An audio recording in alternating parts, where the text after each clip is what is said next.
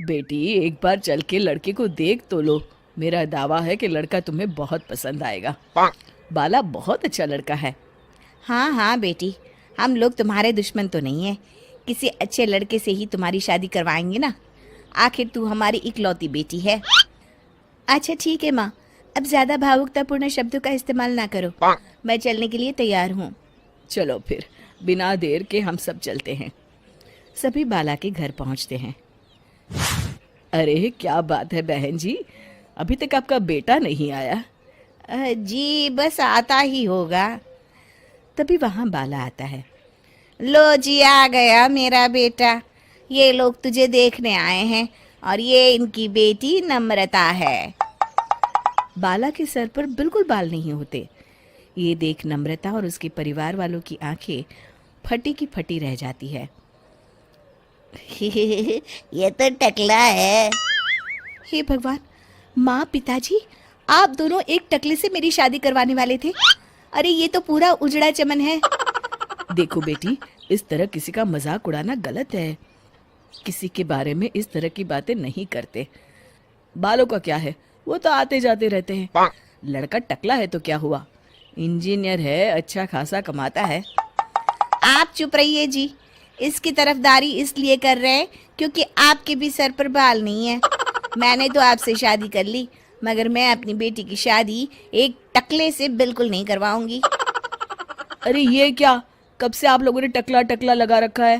और माफ करना, तुम भी कोई हूर की परी नहीं हो। तुम लोग मेरे घर में आकर मेरी ही बेइज्जती कर रहे हो। निकल जाओ यहाँ से। हाँ हाँ तो जा रहे हैं ना, हमें भी यहाँ रुकने का कोई शौक नहीं है। नम्रता और उसके परिवार वाले उठकर वहां से जाने लगते हैं। तभी नम्रता का छोटा भाई जाते जाते कहता है, टकला। तेरा बाप टकला। और इस तरह बाला का रिश्ता टूट जाता है। फिर एक दिन सड़क के किनारे एक आदमी घूम घूम कर कंधी बेच रहा होता है। कंधी ले लो, कंधी, एक से बढ़िया एक कंघी ले लो, नए जमाने की कंघी ले लो। अरे भाई ये ले लो। घूमते घूमते वो बाला के पास पहुंच जाता है। अरे भाई साहब, कंधी लोगे क्या? ये लो। तभी उसकी नजर बाला के सर के ऊपर पड़ती है। अरे माफ करना भाई साहब, आप इसे लेकर क्या करोगे? आपके सर पर तो बाल ही नहीं है, आपका तो स्टेडियम पूरा खाली है। चलता हूँ, कंधी ले लो, कंधी ले लो। कंधी वाले की बातें सुनकर बाला को बुरा लगता है। उस समय बाला को ऐसा महसूस होता है कि उसके लिए दुनिया में सबसे कीमती कोई चीज़ अगर है तो वो सिर्फ बाल है। बाला सड़क पर चलते हुए लोगों के बाल बड़े गौर से दिखता है।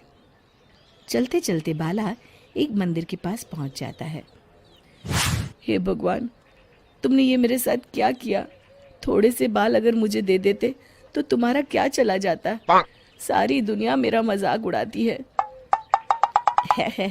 अरे भाई, आज पहला इंसान देख रहा हूँ जो मंदिर आकर भगवान से अपने लिए बाल मांग रहा है। बेटा, भगवान ने तुम्हें सब कुछ तो दिया है, अच्छी सेहत है, अच्छी नौकरी है। लगता है तुम्हारी तबीयत ठीक नहीं है। घर जाओ, सब ठीक हो जाएगा। बाला वहाँ से चला जाता है। घर पहुंचकर बाला खाना खाता है और अपने कमरे में सोने के लिए चला जाता है। फिर सुबह जब बाला सोकर उठता है तो आईने के सामने अपने आप को देखकर हैरान हो जाता है। बाला के सर पर एकदम घने बाल आ जाते हैं।